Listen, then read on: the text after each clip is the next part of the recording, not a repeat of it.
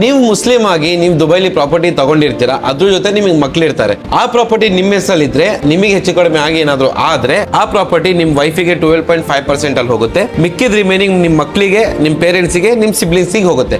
ಏನಾದ್ರು ಆ ಪ್ರಾಪರ್ಟಿ ನಿಮ್ ವೈಫ್ ಹೆಸರಲ್ಲಿ ಇದ್ದು ಅವ್ರಿಗೆ ಏನಾದ್ರು ಹೆಚ್ಚು ಕಡಿಮೆ ಆದ್ರೆ ಅದರಲ್ಲಿ 25% ಶೇರ್ ನಿಮಗೆ ಬರುತ್ತೆ, ಮಿಕ್ಕಿ 75% ನಿಮ್ ಮಕ್ಳಿಗೆ ಹೋಗುತ್ತೆ. ನಿಮಗೆ ಏನಾದ್ರು ಮಕ್ಳಿಲ್ಲ ಅಂತ ಹೇಳಿದ್ರೆ, ನಿಮಗೆ ಏನಾದ್ರು ಹೆಚ್ಚು ಕಡಿಮೆ ಆದ್ರೆ ಅದರಲ್ಲಿ 25% ನಿಮ್ ವೈಫಿಗೆ ಹೋಗುತ್ತೆ, ಮಿಕ್ಕಿದ್ದು ನಿಮ್ ಪೇರೆಂಟ್ಸ್ ಮತ್ತೆ ನಿಮ್ ಸಿಬ್ಲಿಂಗ್ಸ್ ಗೆ ಹೋಗುತ್ತೆ. ಅದೇ ನಿಮ್ ವೈಫ್ ಹೆಸರಲ್ಲಿ ಇದ್ದಿ ನಿಮಗೆ ಮಕ್ಳಿಲ್ಲ ಅಂತ ಹೇಳಿದ್ರೆ 50% ನಿಮಗೆ ಹೋಗುತ್ತೆ, 50% ವೈಫ್ ಪೇರೆಂಟ್ಸ್ ಗೆ ಹೋಗುತ್ತೆ.